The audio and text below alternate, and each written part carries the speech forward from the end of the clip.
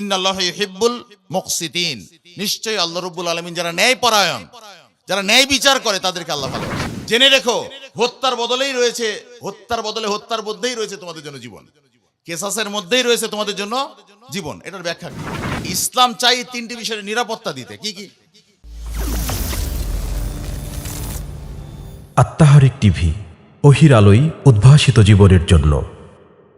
আল্লাহ বলছেন অন্য আরেক আয়াতে, সূরা মায়েদা 5 নম্বর সূরার 42 নম্বর আয়াতে আল্লাহ বলছেন, ইন্নাল্লাহা ইউহিব্বুল মুকসিতিন, নিশ্চয়ই আল্লাহ রাব্বুল আলামিন যারা ন্যায়পরায়ণ, যারা ন্যায় বিচার করে তাদেরকে আল্লাহ ভালোবাসেন। এখানে একটা বিষয়, আমি দ্ব্যর্থহীনভাবে একটি কথা বলছি, সেই কথাটা আপনাদেরকেও বলার প্রয়োজন মনে করছি। সেটা হচ্ছে যে আজকে দেখেন আল্লাহ রাব্বুল আলামিন অন্য আয়াতে বলছেন সূরা বাকারা, ওয়ালাকুম ফিল কিসাসি হায়াতুন ইয়া উলিল আলবাব লাআল্লাকুম তাত্তাকুন, হে জ্ঞানী সম্প্রদায়, জেনে রেখো, হত্যার বদলেই রয়েছে, হত্যার বদলে হত্যার মধ্যেই রয়েছে তোমাদের জন্য জীবন, কেসাসের মধ্যেই রয়েছে তোমাদের জন্য জীবন। এটার ব্যাখ্যা কি?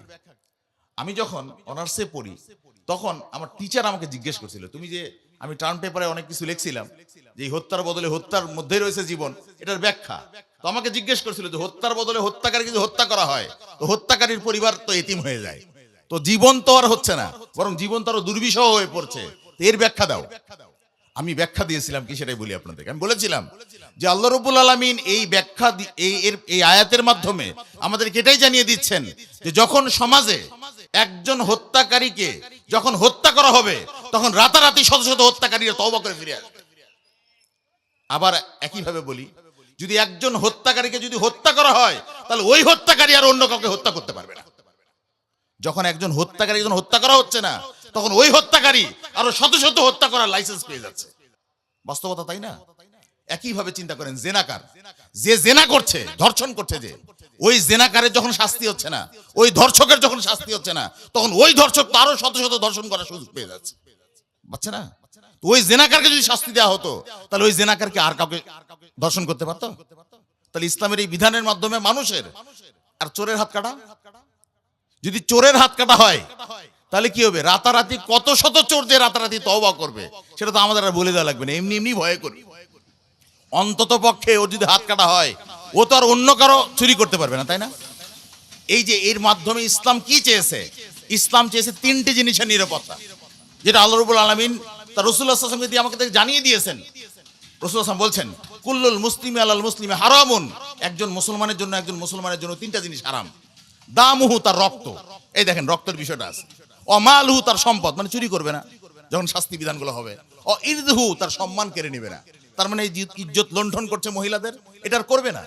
তার মানে কি? ইসলাম চাই তিনটি বিষয়ের নিরাপত্তা দিতে। কি কি? মানুষের জন্য জীবনের নিরাপত্তা থাকে, মানুষের মাল সম্পদের নিরাপত্তা থাকে, মানুষের জন্য সম্মানের নিরাপত্তা থাকে। ইসলাম চাই এই তিনটি বিষয়ের নিরাপত্তা দিতে। আর আমরা এর বাইরে নিজেদের এমন বিধান চালু করছি মানব রচিত, যে বিধানের মাধ্যমে না এগুলোর কোনো পরিবর্তন আসতেছে, শুধুমাত্র রূপ পরিবর্তন হচ্ছে। আগে আপনারা একদল মানুষকে দেখতেন, এখন আরেক দল মানুষকে দেখবেন, চেহারা তো একই, চেহারার হয়তো পরিবর্তন হচ্ছে কিন্তু আসলে নীতির তো কোনো পরিবর্তন হচ্ছে না। আল্লাহ রাব্বুল আলামিন তাদেরকে বুঝার তৌফিক দান করুক, আমিন। তো এই জন্য আল্লাহ রাব্বুল, যারা ন্যায়পরায়ণ, আজকে যদি এই জাতি এই বিষয়ে যদি সিদ্ধান্ত নিত, আমরা আস্তে আস্তে গল্প করছিলাম যে আমাদের এই যে ভাইটা আমাদের মারা গেল, শরীফ ওসমান বিন হাদি, সে তার একটা কথা আমাদের সম্মানিত চেয়ারম্যান সাহেব বলছিল, তো আমিও ভাবছিলাম, ওই কথাটা আমিও শুনছি।